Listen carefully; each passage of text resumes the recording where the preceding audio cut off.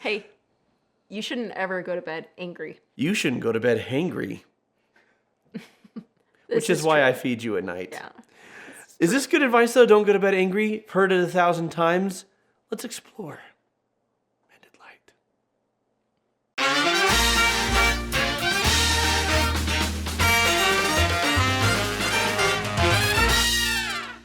All right. You've heard it 1,000 times. We've heard it 1,000 times. Don't let the sun set on your anger. Don't go to bed angry. You'll only regret it. And I disagree. Why do you disagree? Because sometimes in a confrontation or a conflict, like things are in such a heated place that they're not going to go anywhere positive. You need to stop and calm down. And sometimes it's late at night. And frankly, like there's not the time to stop and calm down and then talk about it. Yeah, well, and depending on how tired you are, there's not a lot of brain power there anymore. Yeah. Or there's brain power for like the points you want to make, but saying them in a productive way or in a way that's not destructive or harmful, that's not there. Or emotions like, I know.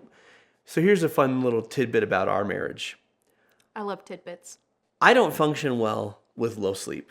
You function surprisingly well with low sleep, but then you've had a lot of practice. So much practice. Partially because pregnancy, feeling sick, taking care of kids at night. I mean, I would get out of bed to get them and bring them to you, but then you would tend to them. And partially because she's married to a snorer. Sorry about that. So you function really well with lack of sleep. I don't. But conversely, you are terrible if you haven't eaten.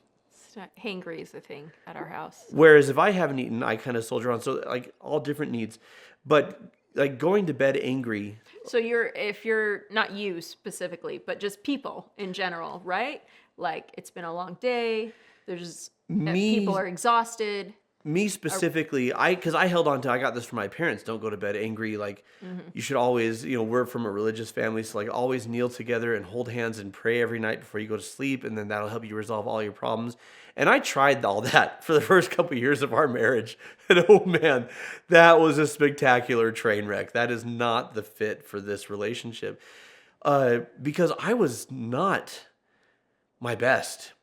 And I would try and resolve things with you. Yeah.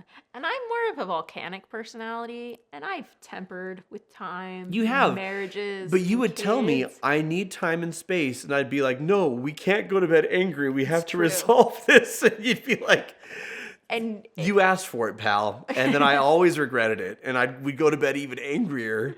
And I'd be sent to the couch, or I would escort myself to the couch sometimes. Like these things happen. These things do happen. So I don't think the point isn't so much go to bed angry, don't go to bed angry, which one's the right one. There's nothing wrong with going to bed angry. So the steps to conflict resolution. We have a great course, Fight Less, Connect More, right? It teaches these healthy conflict resolution skills because let's be honest, 98% of us, this was not modeled in our homes. It was definitely not modeled in my home. It doesn't come naturally. What comes naturally is fighting or withdrawing. Yeah. And so navigating conflict in a healthy way is a learned skill. Yeah. And so the first step is to, one, recognize that you're in an aroused state. And not the good kind. Yeah. Not the sexual arousal, but that you're angry, that you're frustrated, that your emotions are high, right? That you're in this aroused state. You may or may not be thinking clearly. And the next step is to stop and calm down. Yeah, because if you're in that aroused state, you're not, like you said, because you're not thinking clearly, you're going to say and do things that you later regret. Maybe you said what needed to be said, but you said it in a really awful, destructive way. Right. Or maybe you said something that you didn't mean because you weren't thinking clearly, right? You're more likely to say exactly what you mean, but in a harsh way because you're tired. I'm more likely to say something completely stupid that I don't mean because I'm not thinking clearly and I'm just very emotional, right? So it's important to stop and calm down when you're highly aroused. So having that space, and sometimes there, even with the stop and calm down, if it's evening, like there's not the energetic emotional bandwidth to come back to that critical conversation that needs to be had, but can also be very emotionally draining. Yeah. And so It's funny, people are too tired for sex, but they're usually not too tired to fight, which I think that should be the opposite. Like, we need to have this, we are going to have an argument. I'm too tired. It's going to go bad. I want to have this conversation tomorrow when I've rested and have a clear head. Yeah. And so the biggest thing with the stopping, calming down, and giving the space, and it can be as short as 15, 20 minutes, it can be as long as a few hours or even overnight.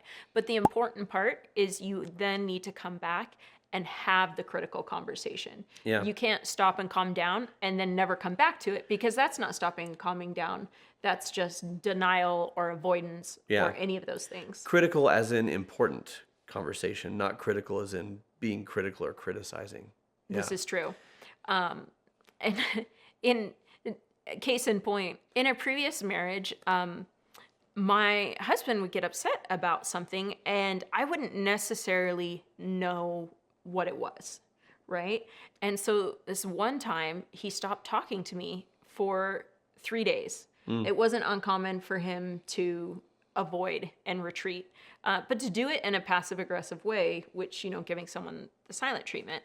And I didn't know what was going on. Like, I had been there, but I literally didn't know, like, why he wasn't talking to me. And then one day, 3 days later, he started talking to me again.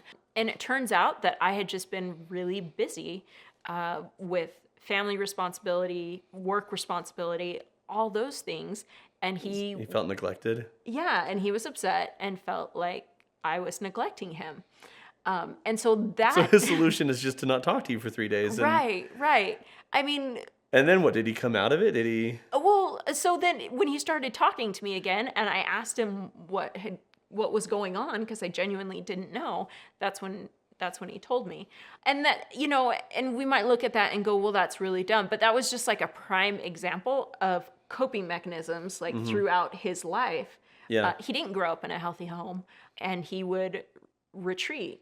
And that's how he would handle conflict. And so it isn't with judgment that I share that story. No. It's just that we grow up, but we still have these experiences where we feel neglected or triggered or not cared about or not seen or not heard. And we retreat back to... Fight or flight kicks in, yeah. Yeah, sometimes a very childlike way of dealing with conflict because we haven't been taught anything different. Well, sorry. No, go ahead. So I think it's important then to be strategic, because if we're upset with each other and it's late and we're tired and it's just going to get worse. Right. Because I've definitely had with you, but also in previous relationships where you have these conversations that drag on into the night because you're trying to resolve things. And with each hour, it just gets, Right. It's clear there's not going to be resolution. To strategically say, hey, let's pick up when we're fresh. Right? When emotions have died down, that I'm not withdrawing. I don't want to fight you, and I don't want flight. I don't want to withdraw. I just want to put a pin in it and circle back to it after we've had a good rest. Yeah. And so that's the important part, is circling back to it. Yeah. And knowing your needs and knowing your partner's needs and balancing those. Because for you, in a place of conflict, you would never attack the way I will, right? Yeah. Like, I know when I'm at a not healthy place and it's like, okay, we need to stop and take a break. Not physically attacking, but I will chew you up and spit you out. Oh, Like, yeah. I Like, am you've not told in me- a healthy place And right you now. told me, you're like, you need to stop. We need to not do this right now. And sometimes I listen, and that's the smart play. And sometimes I'm just like, no, I need resolution. And I press, and then, I regret pressing. This is just the thing that happens. Right. And so knowing that balance of both partners' Yeah. needs and how they respond in conflict. There's certainly something to be said for being able to resolve things so that you could fall asleep in each other's arms and, have great makeup sex or great makeup cuddle. Like, I'm just saying that's Makeup not... cuddle. Yeah. Okay. Well, sometimes one follows the other, or it's sandwiched between like cuddle, sex, cuddle, like a little, like a little love sandwich. But the point is, but the point is that that's ideal, and who doesn't want that? But you got to be realistic. Is that going to happen tonight? And I know that we've had nights where I've gone to the couch, and after an hour, you've come out and brought me back in bed, and then we've talked about things, and we've been fine. Or I've come back in an hour, and I've been like, "Can I come back in?" And I don't know if I don't think I've ever sent you to the couch. Anytime you've slept on the couch, that was I've stormed out. that was your choice. Yeah. Okay, that's fair. So we brought up Fight Less, Connect More, our conflict resolution course. This is a course that you take in conjunction with therapy. If you would like to explore that option, you can schedule a complimentary 15-minute consultation with one of our therapists. The link is in the description. If you enjoyed this Therapist Say video, check out this other one. All men are addicted to porn. That's what a therapist said. All men addicted to porn. What are our thoughts on that? What are your thoughts on that? Clicky, clicky, watchy, watchy, and let us know. And remember to keep shining. We need your light. We do. Shine that light of yours. All right. Oh, here's the video we were talking about. Because we do what we say we're going to do. And it's right here.